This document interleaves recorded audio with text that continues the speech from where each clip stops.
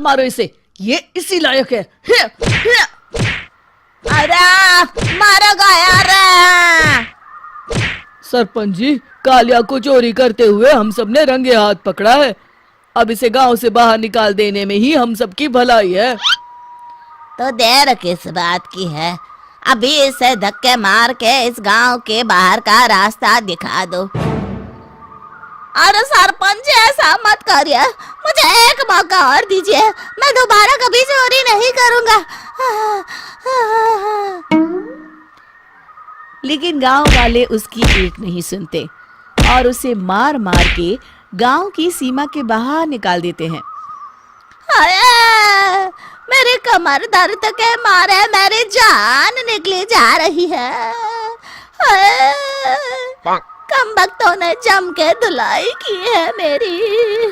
हाय, अरे भगवान करे इनके गांव में भूचाल आ जाए, धरती फट जाए और सब गांव वाले उसमें समा जाए। हाय। चलते चलते कालिया जंगल में पहुंच जाता है। उसे वहां एक प्रयोगशाला दिखाई देती है। अरे इस जंगल में ये अजीब सा दिखने वाला घर किसने बनाया है, चल कर देखना पड़ेगा। कालिया प्रयोगशाला के पास चला जाता है। दो वैज्ञानिक प्रयोगशाला में बातें कर रहे होते हैं। बधाई हो डॉक्टर चमन, आखिरकार हम दोनों ने मिलकर एक ऐसी घड़ी का आविष्कार कर लिया है जिसे पहनकर कोई भी इंसान गायब हो सकता है।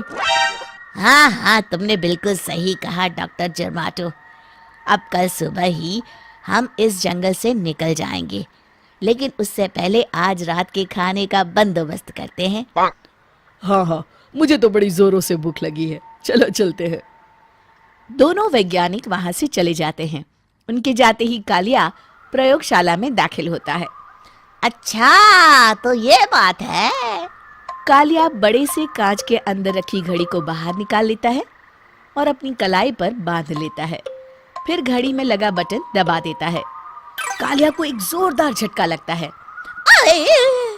कालिया अपने आप को आईने में देखता है तो उसका पूरा शरीर पूरी तरह से गायब हो चुका होता है। हाँ, अब तो जो चाहे वो कर सकता हूँ।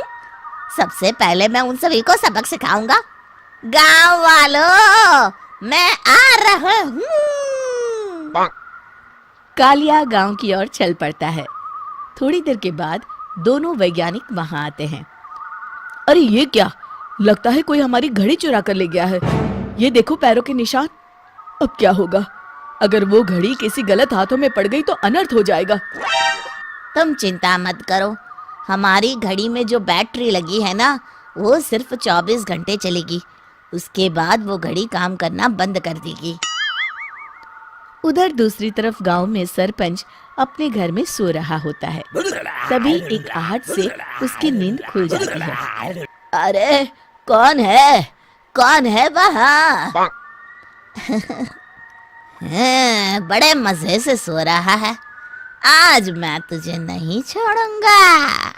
कालिया पास में पड़ा डंडा उठाकर सरपंच की पिटाई शुरू कर देता है। ये ले, ये और ये ले, तू इसी लायक है, ले।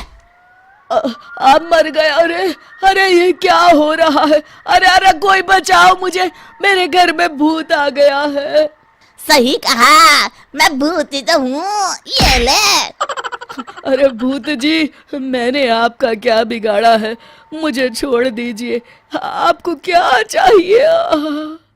तेरे घर में जितना भी पैसा है ना, मुझे ला कर दे दे, तब मैं तुझे छोड़ दूंगा और यहाँ से चला जाऊंगा। सरपंच अपनी तिजोरी से पैसे निकालकर एक बड़े कपड़े में बांधकर जमीन पर रख देता है और कालिया वो सारा पैसा लेकर वहां से चला जाता है। दूसरी तरफ जमींदार गांव के चौराहे पर खड़ा कुछ लोगों से बात कर रहा होता है।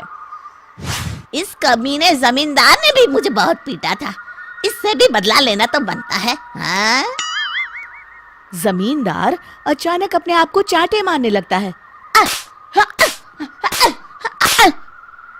अरे भाई ये क्या हो रहा है?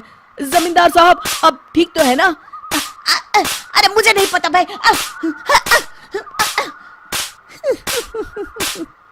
अरे मर गए रे, ये तो पक्का किसी भूत प्रेत का काम है।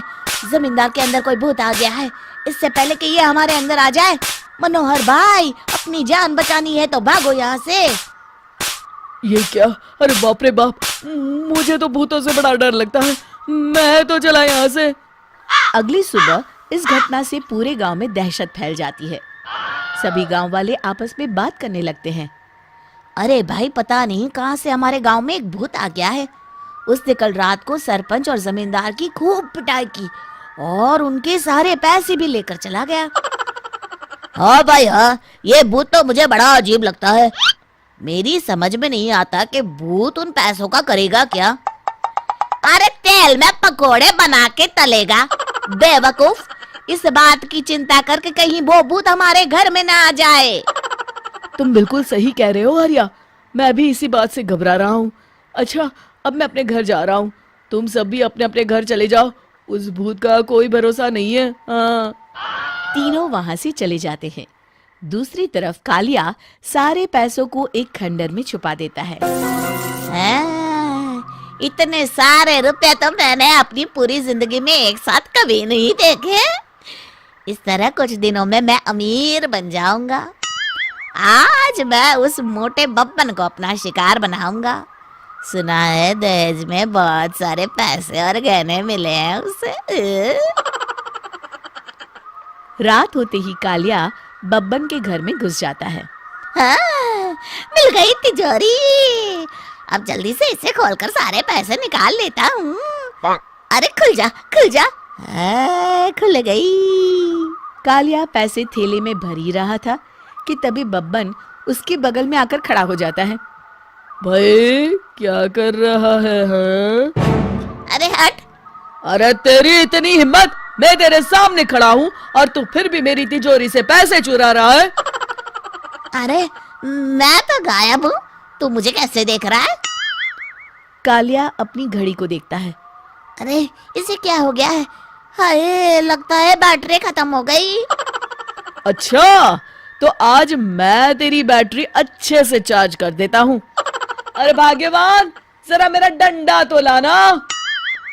ये मोटा मुझे नहीं छोड़ेगा। अरे भागो। कालिया भागकर घर के बाहर जाता है। बाहर सभी गांव वाले हाथ में डंडा लिए खड़े होते हैं। अच्छा, तो तू वो भूत है?